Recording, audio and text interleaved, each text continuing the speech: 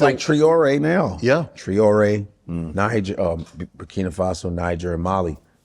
Everyone's like, whoa, he's doing it? Right. Well, you mean we can do it now? I wish Nigeria would get on that. Yeah, right. You know, They will not. they're like, we love Trump. What? The Nigerians love me. They love me so much. Yeah, I mean, it's Ghana too, though. I mean, Ghana, like, Muhammad's doing some good things for sure. Okay. But Ghana, they love their enjoyment too much. You know what I mean? In order to go to Traoré route, you're welcoming that 70 assassination attempts. Say goodbye to tourism, say goodbye to Dirty December. You know what I'm saying? Like, I feel like Burkina Faso maybe is uniquely primed for that also because they almost were forgotten on a world stage. Yeah, yep. So it's not even like They were able to strategize. they weren't even lulled to sleep in the way that Ghana, Nigeria are with like the promise of Western collaboration and tourism. I don't think was getting up in droves to go to Burkina Faso. Right. You know? They didn't even know what it was. You know what I'm saying? You know, I'll share my ignorance. I remember I had my good friend, teammate Justin Fargas, when we were the Raiders together.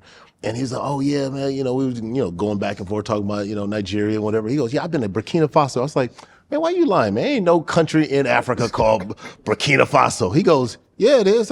Man, come on, man. And this is before Google, you know what I mean? Like, so I think I got to go Yahoo or something like that, whatever it was, to Ask go look Jeeves. it up. Yeah, Ask Jeeves. Yes. That's it. Yes. Jeeves. Actually, it was Ask Jeeves. That's right. It was Ask Jeeves. That does not exist. No, Ask Jeeves I met did some say. cats from in New York. Cats that Burkina Faso. From Burkina Faso. Yeah. That was the very first time. I'll never forget. 2003, my rookie year, was the first time I'd ever heard of Burkina Faso. Yeah, because they wasn't teaching it in LAUSD. They weren't teaching it in school. Burkina Faso been significant too, though. Yeah. Thomas Sankara, revolutionary from Burkina Faso. Right. And the French is just some sneaky, dirty dogs. Word. So, Talk about it. I mean, the things that the French have done and do to West African countries, to the Francophone West African countries, man, they've been holding them people money in their banks. Yeah. Until recent history, like, let me hold on to all your bread. I know what to do with it. I'm gonna keep it safe. Right. You know what I'm saying? And then invest that money and make so much Massive more off of that. portion of many West African Francophone countries have been given to the French. Like the portion of their GDP, 70, 80% of their GDP held in French banks. I mean, the French still got in Haiti paying them reparations for getting free from slavery. And then Emmanuel Macron, Macron is going slimy face. He got the nerve to get up there and say, "Oh, the Africans, they're ungrateful. They should be thanking us like you, motherfucker. You know your goddamn country is only standing up because of what you steal from Africans. And the moment the African countries start to come together, snatch back their shit, you see France is going up in flames. Yeah. See you later. They in the streets like, what's wrong with our economy? And ChatGPT don't want to tell it the truth. I'm ChatGPT. This gotta have something to do with the fact that all the Africans are taking back their resources. ChatGPT, this is unsubstantiated. You know Macron on the other side of that answering me. It'd be like that simple. You know what I'm saying? Like Elon becoming, the world's first trillionaire, or having the opportunity to become the world's first trillionaire a year after purchasing the presidency for Trump. Right. It's like, I don't care what the news says. Yeah, right. You're saying if you buy Twitter and then you buy the presidency and then you pop up a trillionaire a year later, it's an open and shut case, Johnson. Yeah. You seem so well-rounded, man. How many countries have you been to in Africa? Damn. I don't think I've been to that many. I've been to, obviously to Ghana, I've been to Senegal, I've been to Ethiopia, I've been to South Africa. I think Joburg, I think that's it, man. Yeah. I got so many places I still need to go. I didn't really start going to Africa on my own without my family till like 5 years ago. Okay. You know what I mean? Like 5, 6 years ago. What led that push? What led you to start just going back? Going to Ghana, man. I think just like recognizing the power that is in having that direct connection to my ancestry. And the privilege and the responsibility. You know what I mean? Yeah.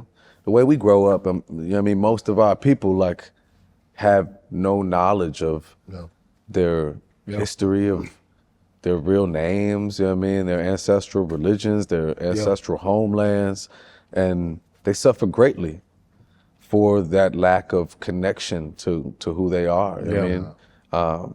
And being that I have that privilege to know that, I started to realize that this is something I should be investing time, energy, resources into. I should be building my own relationships. I should be spending time learning about my home, you know what I mean? I think that it's given me a lot of perspective about myself.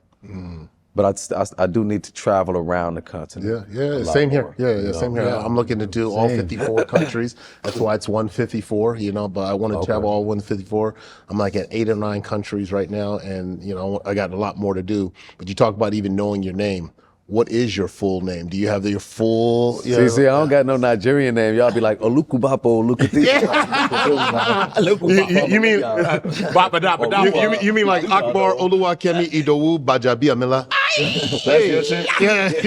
Exactly. Only one man has beaten him. I love how y'all got them long names, man. Y'all be having to go about 1 syllable in that 20-syllable name. 2 at the most. Yeah. Do you have a My name is Victor Kwesi Mensa. Oh, Kwesi. Okay. Oh, yeah. That's a very Ghanaian name. Yeah. Classic. Yeah. You know, classic Ghanaian name, Kwesi Mensa. And that's a big man. So at first, when I first saw you, I was like, you know how I saw you, which I was like, I like this guy. When you had your locks and you were on DJ Academic's show, I said, who's this guy? I go, because you were talking about Chicago. I said, oh, it's a Chicago guy. And he goes, yeah, you know, it's academics, right? Was it academics? He goes, yeah, academics, you know, you was talking about Chicago and the gangs and all that stuff. You know, I came on your show to smack the shit out you. You didn't say that, did you? What? Did he? I said, who the hell? So I started looking you up. I love this guy. Chicago, that's so Chicago. He goes, yeah, you need to talk, you know, keep your mouth shut about the gangs. And it's the truth. Yeah, like, I grew up around, you know, my father taught on the West Side for 45 years. So he was around. Your father was a teacher? Yes. Dope. Malcolm X College. And then he started a program with other teachers, adult education, teaching. And I knew there were gangbangers that'd be like, man, your father taught me how to read, dog. We got him. I'm like, oh, great. That's awesome. You know, because we had gangs around us. It's like you grew up. It's like, hey, you know, better late than never. You learn how to read. Hey, you know what? Now I can read what I'm writing on the wall now. Better late than never, man. Just graffiti, I couldn't read it. Now I know. Now I know what it said. Freshman year of college. But it was like, and here's the thing about gangs in Chicago, you know, it's like if you don't know what the you're talking about, you don't speak on it. You know, you know what I mean? There was codes. Yeah. I remember playing video games. I would be playing video games in this Vietnamese restaurant, right? So I was really good at Tron, right? This Vietnamese guy like, man, you always here. 3 hours, 1/4. Damn, you good. Good, you know? Because I'd be playing after school. And then when I would put my name up, because, you know, in the old video games, you put your initials. My initials were GD.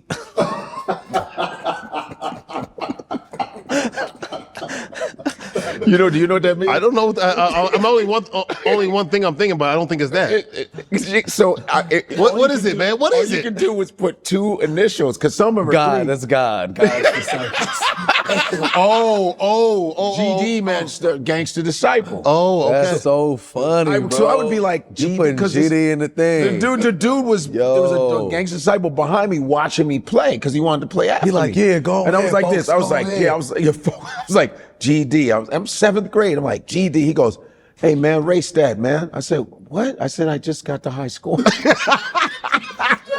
He's like, man, race that, man. You folk? I go, what? No, I'm not. No, I'm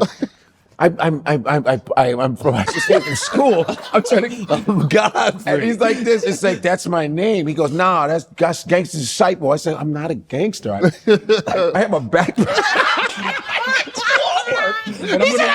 And I'm gonna watch cartoons after this. He's like, man, race that dog. And then so I raced it. And the Vietnamese like, get out. No, man, that. I was like, yo, I raced it. I put AA. I just put but that's funny, serious. When I played baseball, Vic. I just visualized the whole thing. Because I was like, because he's behind me. I'm on this thing like, I got my backpack on. I'm like, high score, right? And I'm like, TD. And he's like, man, erase that.